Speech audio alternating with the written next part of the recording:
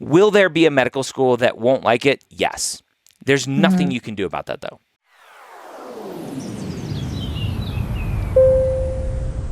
Ask Dr. Gray Premed Q&A, sponsored by Blueprint MCAT. How are you doing today?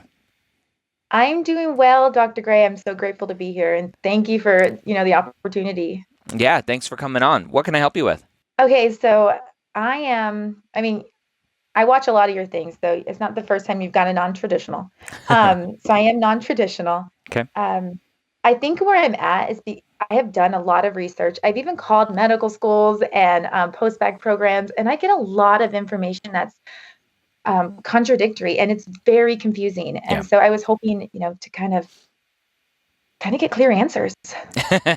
Yeah.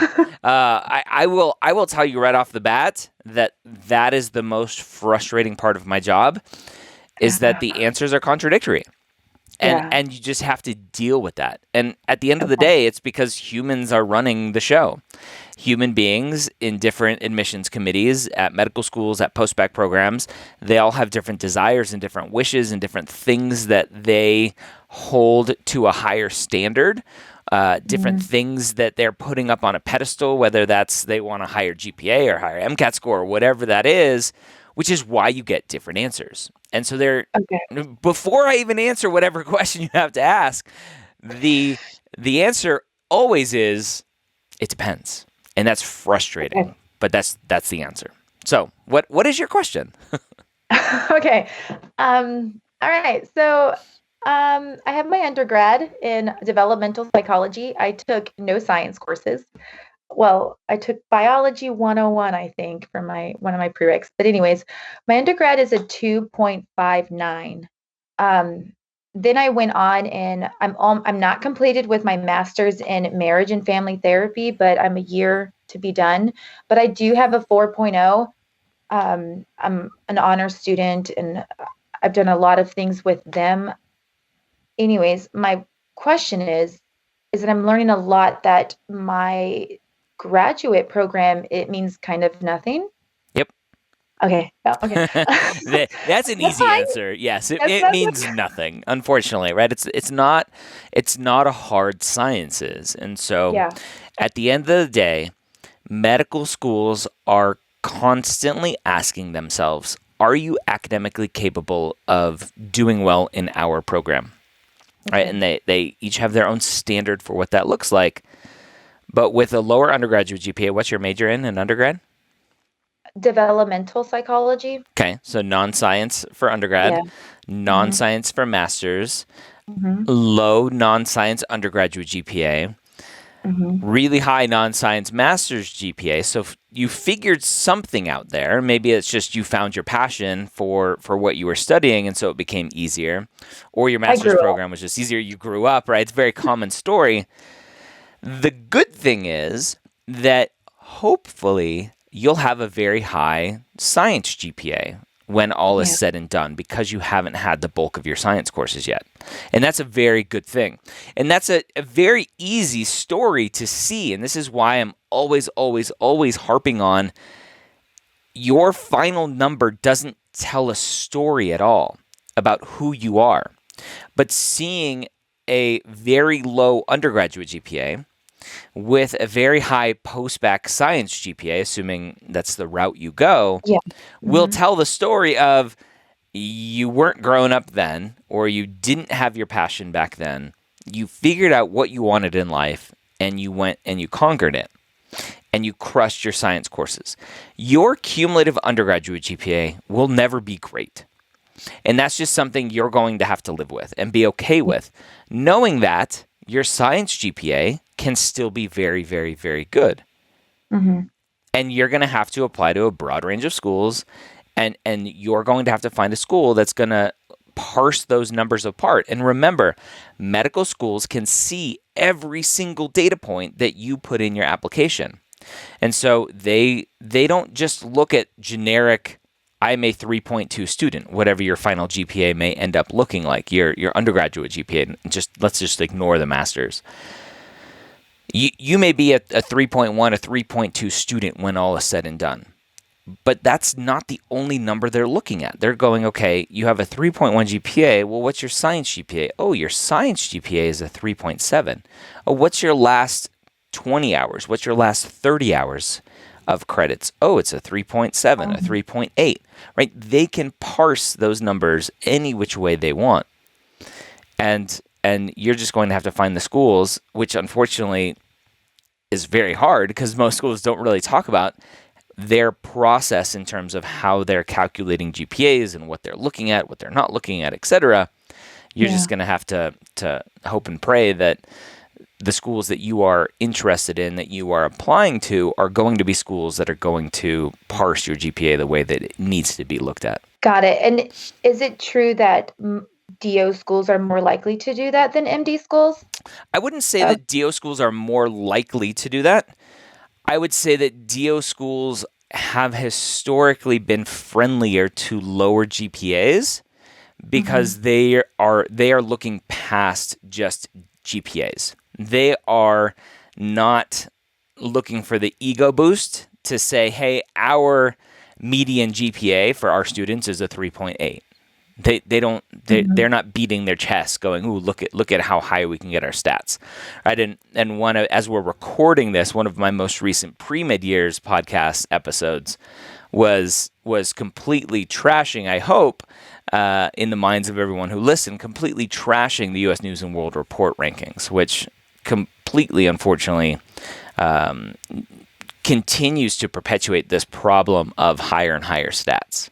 Well, okay, so I am aware that I have to take my science classes. I currently enrolled into a local community college. I have seen a few of your, podcasts about, community college versus university credits. I was told that the best option for me would be to do half and half, like half at community college for prereqs and then half at the university. Why? Because what he had told me was... Who's he? A fellow doctor who was willing to give me some advice because like I said, I was finding a lot of misinformation. So I was trying to talk to anyone who was willing to talk to me. Yeah. I will tell you that fellow doctors are probably the worst people to ask for advice because the far majority of physicians out there have no idea what goes on in the admissions world. They just know what they did. They hear anecdotes from other people. Maybe they served a year on their admissions committee 20 years ago. But you have to take everything you hear from physicians with a grain of salt. Well, that's good to know. Yeah. Okay. So basically, half and half. There's no logic behind that. That's just something that he is saying probably because he's heard the rumors, which that they're true, that some schools have some negative bias against community college courses. That is slowly going away, and so Dr. Scott Wright, who's my VP of Academic Advising at MAPT, likes to term things in the kind of the terms of ideal. I can't think of the words off the top of my head. Ideal, like acceptable, and not acceptable. Right? Ideal for the far majority of medical schools, because there is a lot of negative bias out there, is take it at a 4-year university. That will kind of shut down any sort of objection to your ability to do well, the question of your ability to do well. There may be some people out there who still will look at your community college and go, yeah, but it's community college, and I don't know if that's enough to overcome your low undergraduate GPA. So that sort of mentality, unfortunately, is still out there. Yeah. But I typically talk in terms of big picture, macro. What is the far majority of schools, how are they going to view your application? And the far majority of schools out there are going to look at your classes. They're going to see how you're doing now. And they're not going to care that it was done at a community college, as long as you have a good reason why. If financially it made more sense, schedule-wise it made more sense, whatever that looks like, as long as you have a reason, which they may ask you, then you answer it. Where things get sketchy is if you are maybe more of a traditional student, you are taking organic chemistry at your 4-year university, you get a C, or C minus, you go to the community college, take organic chemistry, you get an A. You go back to the 4-year university, take OChem 2, you get a C, you go to community college, and you get an A for OChem 2. Right, that's where things get fishy, and the questions start coming. Why do you keep bouncing back and forth? Are you struggling as a student in what is typically perceived as harder coursework? And this is where the issue comes from, is that there's a perception that community college is easier than 4-year university, which is asinine. Right? You see a lot of times now, it's the same professor teaching at the 4-year university as it is at the community college, just because they're picking up some extra shifts and they need the money to pay for their student loans or whatever it is, right? Yeah. And so that it's just asinine. So that's where the majority of the problem comes in. For a non-trad like you, who you went to university, you graduated, and now you're looking at what is next. If you need to go to community college, go to community college. Don't think twice about it. Will there be a medical school that won't like it? Yes. There's nothing you can do about that, though. So don't put yourself into a financial hardship. Don't kill yourself schedule-wise just to go to their 4-year university. Yeah. Schedule for sure, because I'm a mom, and so I can't, community college definitely works with me better. Yeah, then do that. Do that. Well, and I called ahead to a Postbac program, which I do plan to do, and mentioned, community college versus university, and they told me they didn't care. Yeah. So here, let's take a time out. Okay. Why are you talking about community college and a Postbac program? I guess I was under the assumption that I'd have to do all my prereqs at the community college, then apply to a Postbac program? Nope. Your community college prereqs is your Postbac program. So it's not either. It's not both. It's either or. Students will either do a do-it-yourself Postbac program, go to a community college, go to a 4-year university, do some combination of both, and take all of the prereqs that they need and apply to medical school. Take the MCAT, apply to medical school. Or students will apply to a Postbac program, a formal Postbac program. The biggest differentiation is do-it-yourself versus formal. Okay. What you are talking about, because you're confused, and that's why I'm here fixing it for you, is you're confusing the need to do it-yourself work to prepare you for formal work. And that is, you don't need both. It's one or the other. So hopefully what I just did for you was I saved you lots of time and lots of money. Yeah. You don't need both. You don't need both. At the end of the day, you need to prove that you are a good student. Go to community college because that's what fits your lifestyle as a mom, as a non-trad, whatever it is. Do really well. Get a 4.0. Take 20, 30, 40 credits, whatever you need, and some extra just to kind of cherry on top, make sure that there's no more objections. Okay. And then apply to medical school. Going to community college and then doing a formal Postbac on top does nothing other than continue to add credits and hopefully A's to your transcript. There's nothing special about a formal Postbac that will make the difference between you getting in or not. Well, I think that was my concern, is because since my undergrad GPA was so low, I thought, I have to do the community college stuff and then do a Postbac to get as much, credit as possible.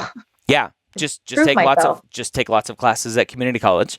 And if you need to take more classes at the 4-year university just to add more credits under your belt, then do that. There's nothing special about a Postbac program that's going to help you.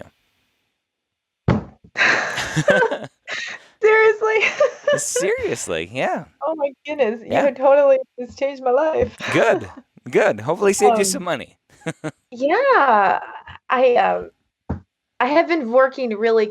The funny thing is, I was talking to the Postbac people, and that's kind of because with Postbac you have all these pre-requirements.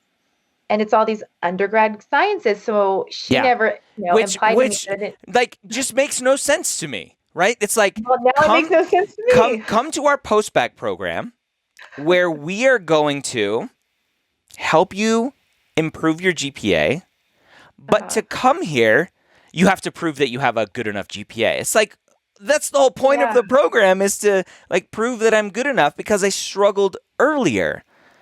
And this is it blows my mind, especially there's a lot of postbac programs out there, both at an undergraduate level and a master's level. It seems to be more common on the master's level postbac programs, like special master's programs or non-special master's programs that are still geared towards pre-health students or pre-med students, where they require an MCAT to get into the program. Yeah, like, the program I was looking into requires it. The whole point of going to your program is to help me so I can do well on the MCAT. Why are you going to require it before I even come?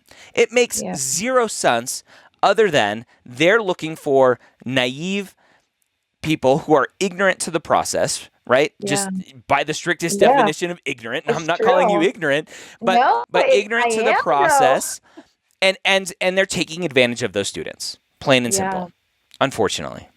Good to know. I'll be crossing that off my to-do list. Cross it off your list. You do not need to go to a postbac program. The only time I tell students to go to a postbac program is if you are self-aware enough that you need the structure, that you need the accountability, that you need that sort of potential built-in advising in and around that postbac program. If you need that, great. Go spend 4 times as much money on those courses than you would have had spent at community college, if that's what you need, right? It's the same argument between, do you need an MCAT course or can you self-study? Mm-hmm. Everyone potentially could self-study, but there are some people out there who want the accountability of showing up for a course, showing up knowing the instructors are waiting for them, right? It's the same difference. You're willing to pay more because you are self-aware enough to know, I need this or else I won't do well. See, I can say that I don't need it because I have very good self-discipline. And so I've gotten my master's online. So moving forward, I guess. In order to get like the science pre-requirements that I need, is it because I kind of been going through like medical schools and what they require? Yeah. Is there like a set minimum, or because some schools are very different than others? Yeah, a lot of schools are moving away from prereqs. They're just saying, you know what, are you academically capable, period? I don't care that you have taken the 2 Gen Chem, 2 Gen Bio, 2 organic chemistry, biochemistry, 2 physics, 1 English, right? A lot of schools are moving away from that, but that's still the standard, is Gen Chem 1 and 2, Bio 1 and 2, organic chemistry 1 and 2, biochemistry, physics 1 and 2, English for a lot of schools. Some schools require stats. Some schools require anatomy, physiology, or just anatomy, depending on the school. So that's kind of always been the foundational courses. And the far majority of those courses are helping with the MCAT as well. And then you add in Psych Soc, which probably for you is going to be less of an issue because of your undergraduate major. But those are the bare minimum. But then somebody like you're going to probably need more courses than that. And so you're going to potentially look at statistics or cell biology or genetics, looking at more of the upper division biology classes that are going to help your science GPA in terms of just getting more and more credits as close to a 4.0 as possible. Not my overall GPA, right? Just the science is... Just the science, yeah. That's what you're worried about right now, is your science GPA. I don't know if you've done the math in terms of your undergraduate GPA with how many credits you have now, how many credits you would need at a 4.0 to get to a 3.0. I would look at that number and see if that's potentially attainable. If you're looking at all of the courses that you're planning on taking and you have 30, but it would take 40 credits to get to a 3.0 undergraduate cumulative GPA, I would potentially look at doing that, just because it's a very easy cutoff for a lot of schools to say 3.0. we're not going to look at anybody less than a 3.0 cumulative GPA. Okay. So, I found out through calling a school that they don't take the GPA your undergrad states. They take the GPA because they calculate the classes you either failed and retook. Is Correct. that Yeah. So common? what I would recommend doing is Okay. go to Mappd if you haven't already, mappd.com. Sign up for a free 2-week trial. Sign up in general is what I would recommend because I'm biased. But use our built-in course catalog and have that calculate what your medical school GPAs will be. Oh, okay. The application services don't care what your transcript GPA is, because if you've retaken a course, some undergraduates will just ignore your first course and they'll only use your newest course, which if you're replacing a C with an A, that makes your GPA look a lot better. For medical school applications, you have to input every single course, every single grade. It all counts, unfortunately. Okay. Because I retook in 3 classes, so unfortunately that might lower my GPA. Yeah. That's okay. So, for your opinion, should I be continuing in my master's program now since it kind of doesn't help me in this path, or Do you because I still have a year left? to? Well, it'd be nice to have the degree, to be honest with you, but since I don't plan to pursue that way, it would be nice to have the degree for what? I don't know, my wall. Yeah, that's very old school thinking, right? Is like you have to have that piece of paper to prove that you've accomplished something. In terms of your current direction in life, unless potentially you want to be some sort of super niche marriage and family psychiatrist and you think your master's degree may help with your branding and your future business, like if you're thinking that far ahead, then great, continue it. But in terms of will it help with your medical school application, it won't. And schools aren't going to care if you drop out of it.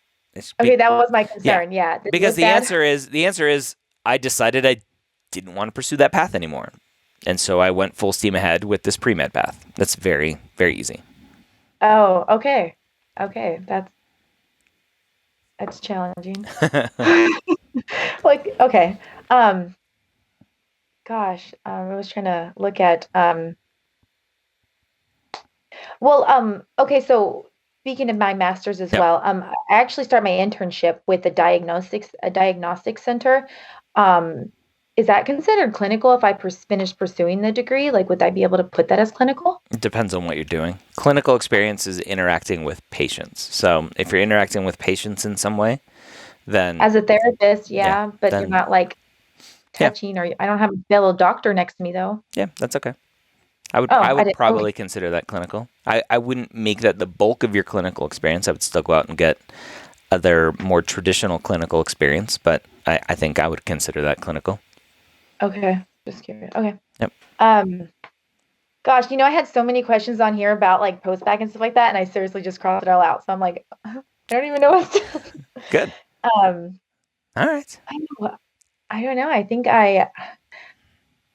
that's all I had. I mean, you clarified a lot. Good. And I'm excited for my, my journey.